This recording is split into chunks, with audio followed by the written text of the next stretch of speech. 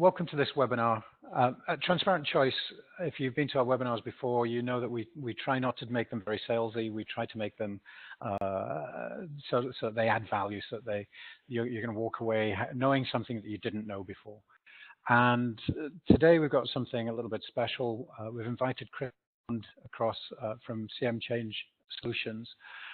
And Chris is really kind of a specialist in enabling change to happen within an organization.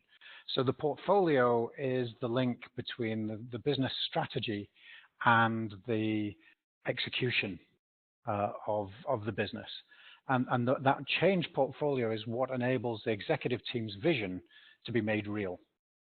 And if you haven't got that bridge, then your change program is going to fail. So Chris is going to talk to us a little bit about how to put the foundations in place to give yourself a much better chance of success when you're in an environment where there's lots of change. And let's face it, today there's change everywhere. So Chris, over to you. Thanks, Stuart, for the introduction. My name's Chris Maund, as you mentioned, founder and managing director of CM Change Solutions Limited, a company focused on delivering sustainable change. Our strapline is "We make change stick." We have 25 years experience managing change portfolios, programs and projects in various industries, including insurance, law, financial services, transport and defence. We've successfully managed the delivery of over 150 change initiatives, ranging from small, circa 25k projects to large $35 million programs and portfolios. This has included the setup of PMOs and consulting organisations on PMO effectiveness and governance. Now, just a quick thought, Chris. I mean, we're both Brits sitting on this call. We've got a global audience here. You haven't had a call from the Prime Minister's office, have you? With Brexit going on, they got the mother of all change programs coming up. Not yet. I have had some involvement in Brexit. I was actually, whilst working for a law firm, I was asked to advise one of our clients on some Brexit consultancy and how that was going to impact all of their legal aspects, things going forward, and that's very important right now. There are, whilst they're going through negotiating contracts at the moment, they should be looking at Brexit implications for those contracts. So there is certainly lots of stuff that's going on in that area at the moment. Excellent. Kind of fascinating space. Maybe we should do a webinar on that as well. Anyway, carry on. Yeah. One of the things that we've found over our years of working with companies is that there is often one common denominator in businesses, and that's really the struggle to make effective decisions throughout the change life cycle, whether that is identifying change portfolios, prioritizing projects, identifying the value return across the change portfolio, or actually during execution, making important decisions. How do you actually make those decisions based on the information that's available to you? What we find here is that because the businesses struggle to make these effective decisions, the result is often a diminishing value of return to the business of the change portfolio. Another common problem is that where PMOs do exist, they're often inefficient for a number of reasons. Lack of organisation-wide authority, often focused on process and not value, which results in a perception of PMOs as a policing function and not value-adding. Often they're predominantly IT focused, so quite often we find that business projects are not included in the PMO's remit or not included in the change portfolio. Or there is a lack of definition and clarity on PMO purpose, strategy and objectives in the context of a particular organisation. These experimental findings have also been backed up in various studies. In 2013, a PMI study found that on average, 58% of PMOs did not meet their primary purpose. And in 2013, a study by the APM found that 1 in 8 projects failed to meet budget, 1 in 6 projects failed to meet timescales, 22% of projects were wholly successful, which is really quite poor, I would say, and 6% of projects were wholly unsuccessful. which means that there's about 72% of projects that were only partially considered successful. Fundamental finding. Interestingly, Chris, I was at a Gartner summit earlier in the year, and their number was about 2/3 of projects are completed successfully, and that number over the last 15 years or so has kind of doubled, according to Gartner, from around about 30% up to just a little over 60%. And so it kind of jives with what you're saying here. And interestingly, one of the things that Gartner said was that that percentage of successful projects had kind of plateaued, it's leveled off. And so what they, it's interesting seeing your slides so far, because what they were saying, if you can go back one slide just for a second, what they were saying is that the real focus now within portfolios, so that the PMO and so that the portfolio in general can add more value, is to focus on the things that you've got on that list there, which is around prioritization, identifying value, and sort of these leadership, these upstream processes, not so much on the downstream processes of implementation. Of course, you got to still keep doing that, but there's lots of room to improve the upstream processes. So that kind of supports, I think, what you were saying there. It certainly does, and I would agree as well, as I've been highlighting in the presentation, and as we will discuss later on as well. We can see where the PMO's focus has really been, and where the experience is actually showing that really that the struggles that the people have to actually get the organization-wide authority to actually make the key decisions on prioritizing projects, identifying value, identifying return, and actually managing, monitoring, tracking those key aspects to ensure that a change portfolio is successful. Really fundamental, really. And one of the things I was saying here is that I think what we're really saying here with all of these findings from these various studies is that there is a lack of attention on value. And I would also say that even the studies themselves don't really address this attribute. They seem to be very focused on budget, timescales. What do we mean by success? That's such a difficult question to answer. And how do we actually really measure that? It's very subjective to a lot of people, and a lot of I think a lot of the survey responses to the surveys are very subjective. My opinion actually on this one as well is also that an effective PMO can readdress this, and is really the only business function that has specifically been created to provide the businesses with the independence to increase that intentional business value. And it just needs to really, we just need to go back to the step of identifying really what the purpose of the PMO is, giving the PMO the support that it needs to actually focus on value, focus on the key business measures, focus on strategy to actually make sure that what we're delivering through change is what the business want. That's really interesting. That last point I couldn't agree more with, because one of the questions that I get asked a lot, especially when people have read my blogs, and they'll kind of be looking to pick a fight, and so they'll come and they'll say, what is the role of a PMO then? And very often PMOs are put in place to address a specific problem. So sometimes it's just reporting, or it's just this, or it's just that.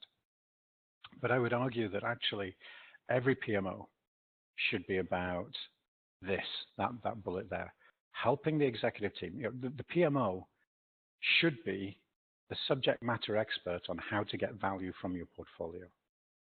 And a part of that actually is defining what the PMO's role should be, looking for opportunities to add value, looking for opportunities to align value with where the business is going, and educating and supporting the executive team, who after all generally are not project management experts. They've come up through whatever career path they've gone through. So they, the execs don't actually have any magic insight into how to make the portfolio more effective. That's the job of the PMO, is to figure out what should we be doing, and then to work with the executive team to get support for that direction and to orient everything around value. So even if you're just a reporting-based PMO today, I believe that a PMO still has that role of helping the executives figure out how to get value from the portfolio. So I think that's huge. We should just take that one statement and do a whole webinar about that. Could quite easily do that. Yeah, I think we could. Yeah. Well, for certain. And the next slide is just really reiterating this around value focus. So, I'm very keen that when we look at change initiatives, that normally we should be treating these as a commercial venture from the outset. And this means that we start to ask questions like, if the business can create greater value by investing the budget in an investment vehicle, for example, an investment fund or a share purchase, then why risk the business money on that particular change initiative? Or even during execution, if the expected return value is changing, how does this impact the original business case? And and even should we be continuing with that change initiative if the return value is diminished so much? We need to start asking these they're quite difficult questions to ask sometimes, but this is what we should be looking at. I should make a very clear point, though, that not all value is monetary. Some investment is necessary to address other value-adding factors, whether these are regulatory, future-proofing, technology obsolescence, or behavioural change. However, all of these factors add business value, and it should be this value that is front and centre when making key decisions. An effective PMO can ensure the business maintain the attention on value. So how do you do that? A key part of that is, first of all, and primarily, the PMO has to have the appropriate authority to support the business in identifying, monitoring, and tracking value throughout, one, the definition of the change portfolio, but primarily the execution as well. Over the past couple of years, in CM Change Solutions, we have represented this value-based PMO in the effective PMO pyramid, is the term that we've coined for it. So the next slide here. Two key things here is that, first of all, in terms of the definition of the change portfolio, we've adopted a top-down approach here, which is quite normal. So going from business strategy, change portfolio, change programs and projects. And all of these things have to come from the original business strategy and the objectives. Quite often these are set by the business, but the PMO should be involved at this early stage to actually support the business in defining and collating the strategy and the objectives. Very, very fundamental at this point is that each of the business objectives that are identified should be prioritized. This is fundamental because if you're going to make key business decisions as you go through the execution of the change portfolio, you need to know what you're making those business decisions on and what the priorities are. So there we go, Chris. We had a little technology hiccup there where the internet failed to do what it was meant to do. So welcome back. It is the same Chris. He just sounds different because he's now joined us over the phone rather than over the online conferencing system. So Chris, why don't we start here? Sure. Thanks, Stuart. Slide goes off again. There we go. So let's talk the effective PMO pyramid. So what we have here is developed a top-down approach to definition, going through business strategy and objectives, the change portfolio, change programs and projects. So it's a fairly standard way of going about the definition. And really what we want to talk about here is the PMO's involvement in this. So first thing that we need to make sure is that the business strategy and objectives, first of all, we've actually got those defined and that they're actually in place and they're all collated in a central function, which would be the PMO.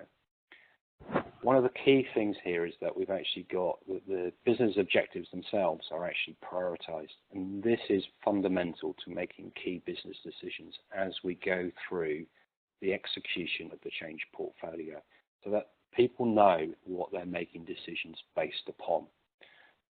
So that's a really interesting statement, because I'm always slightly surprised how few organizations actually do that. So they'll launch into something without actually having a really clear state. And it's okay to say, for someone to make a statement, but it's got to be a statement that everyone buys, right? It's got to be an agreed statement of value. And I'm always amazed how few organizations actually do that. What's your experience of kind of the number of organizations that do that just as a matter of business? Very limited. I would say that this is really where the PMO, as a centralized independent function, can add its primary value.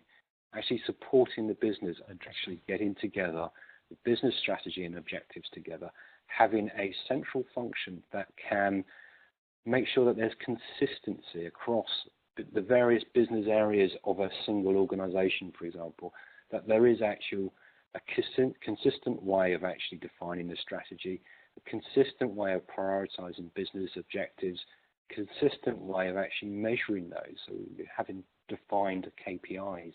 How do you go about doing that in a consistent manner? What happens, from my experience in many organizations, is the business strategy is developed by the business in isolation, and they may have objectives that are usually not prioritized.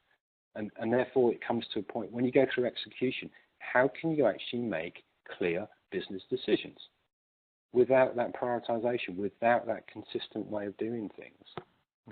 Right. Now, one thing that's really important as well about this pyramid, and I should mention it now as well, is that on the right-hand side, what we've got is an execution feedback loop. Because one thing that you've got to be really cognizant of is that as you go through, as time passes on, things may change.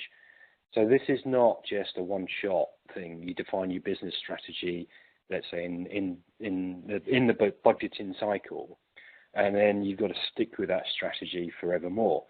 Things do change, markets change, policy changes. Things like, for example, if we'd set our business strategy up in December 2015, and June 23rd, we've got the Brexit referendum. Now that could completely and utterly change your strategy for the future. So you've got to be cognizant of that. So you've always got to have this feedback loop to actually circle back and go, does our strategy and do our objectives still make sense? Yeah.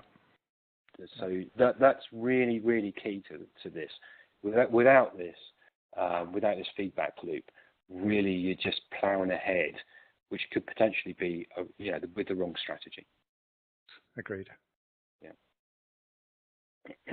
Now, I think actually that the things below this are what I would call almost the normal aspects of what PMO does today. So where you've got things like the change portfolio, this is a little bit tenuous because not all organizations have change portfolios defined as portfolios. Sometimes organizations dive straight into programs and projects and get on with it. Sure. But this is also, this is coming about. I think there's more appetite for portfolios these days than there has been in the past. People have more of an idea of what portfolios are. So you can have, change. You can have more than one change portfolio with an organisation, but there is an overriding change portfolio that encompasses everything. And again, the PMO should be sat on top of this, should be knowing what's going on, should be reporting on the change portfolio against the key business measures to actually make sure that what we're doing and what's been executed fulfills that strategy, fulfills the objectives by their prioritization. And if it doesn't, that's where we have the feedback loop as well. So we go back around that just to make sure that what's happening is the right thing. Well, one of the things that we often see coming into play during that conversation is almost the PMO as Babelfish, right, as universal translator that can speak project speak, but it can also speak business speak, strategy speak, and map the two. And very often that's one of the huge bits of value that an executive team can get from a PMO is getting those, sort of rhythm of the business meetings and review meetings and governance meetings out of the weeds and into, are we strategically going where we should be going, and what are the risks, and have those risks changed, and what can we do to mitigate them? And so I think this is a really nice, clear structure for sort of how to organize that, because it's not necessarily intuitive. So this is great. I love it. No, thank you. Just to go on to the next slide, this is where I'm just really reiterating some of the things I've just mentioned. Really, often the attention of the PMO is in the bottom 2 or 3 layers of the pyramid, and I think this lends itself to why the PMO itself sometimes gets perceived as kind of a policing function, because what it does in the bottom 2, especially the bottom 2 layers, is it's very much focused on process. It's focused on the process of projects, actually driving through, are we hitting the governance gates? Are we doing the right things within the process? Which is very important. But the things that are lacking here sometimes is actually having a clear understanding of the business value of the change initiative. And the PMO can only get that if it's actually involved in the original business strategy and the objective setting, and they know what that is. So then they can bring value into monitoring the projects as they go through that execution stages. And this is, to me, it's actually fundamental for the PMO as an independent body to support the business in really figuring out what that initial value is, monitoring the changes to that value as time passes, and actually making sure projects and programs and portfolios are meeting that value as the business expect it to. And if things change, we go back to that feedback loop again, ratify it with the business. Things are changing. Business, is this okay? If it is, maybe we need to make some more changes, either at strategy level or value level, so that people or the execs begin to really understand the changes to value and strategy that's going on as time passes. Well, that's a really key thing as well. So one of the things that we see, when people make this shift from just picking a portfolio to actually aligning the portfolio with value and then managing the delivery of that value, is that the PMs often see a big increase in executive sponsorship for their projects, because suddenly the executives have skin in the game. They've got a reason to be involved.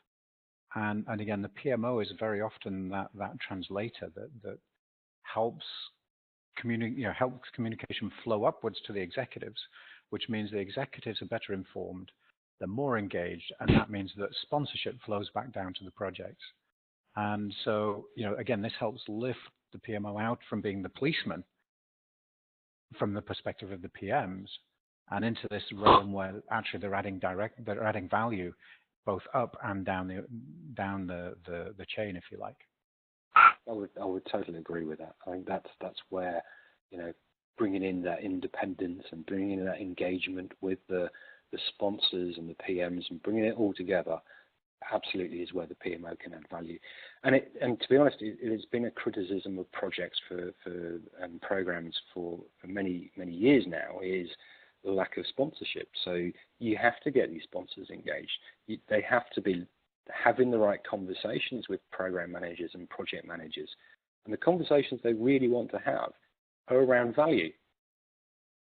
They're not too concerned themselves around process and governance. They get that it's important, but actually the fundamental conversations they want to have and decisions they want to make are value-based decisions. That's right. It's value and risk, I would suggest. Yes. Yep. Mm-hmm. Yeah. Cool. Okay. And this is the last slide here is really just kind of reiterating the points that we've made as we go forward. So why do we want to be value focused? Quite often, I've worked in businesses that have large annual change budgets, whether it's 15 million, 150 million, 500 million, or even more than that in some cases. These are huge amounts of money that are being invested by business in change. Now, if that was your money or my money? You know, how would we want to make decisions about how this money was being invested? Would you want to invest in somebody's pet project, or where a project, where the value or the return of a project was unclear or not defined? How would you go about the monitoring, tracking, based on delivery timescales, budget utilization, or return value? I believe the answers to these questions is you'd want to know how your money is being spent. You'd want to know that the expected value and the execution was being conducted appropriately, and the expected return was being monitored and tracked, and if and when necessary, corrective action was being taken. This is, to me, what the project program steering group should all be about, is actually monitoring these things, and if you need to take, or when you need to take corrective action, you do so, and it's done so in a cognizant way.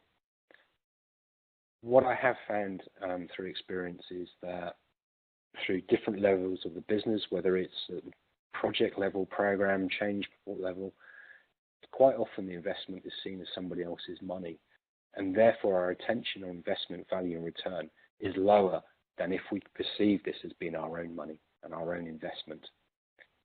But the PMO, to me, is really key to here, and being that independent body, an important line of defence, can support business in providing and maintaining that attention. It's clear, though, this is not a one-way street. The business needs to engage the PMO. They need to embrace the strategy of the PMO in actually having them involved in the strategy development, the objective setting and prioritisation, making sure that we've got that independence and consistency across the definition of the change portfolio and the execution. We give this authority and independence to the PMO, and they can provide the executives with the information required to make those effective decisions across the life cycle of change. So that's a really interesting set of statements there. So one of the things that jumps out throughout this discussion has been this concept of independence and competence within the PMO. So that raises the question, you know, not everybody is going to be cut out to do this. So what do you think are the sort of the human characteristics, the personal characteristics, change management oriented PMO?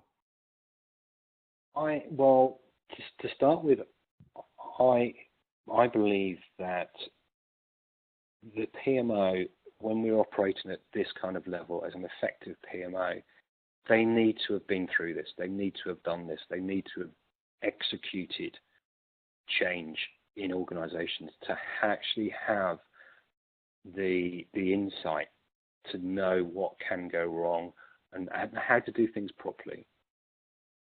And this, you know, takes away from a lot of, as I said earlier, a lot of the PMOs that I've worked with and seen have been focused on the bottom two or three layers of the pyramid. And quite often the reason that they don't get to the top layer is because it's the business, well, they're a bit reluctant to involve people in strategy definition themselves anyway. But they actually see that as the PMO functions have been historically, they see them as very much focused either on technology projects or on the smaller, on the process and the governance. It's actually how do we get these people the skill sets, the capability to actually engage with the business and the strategy and the value level.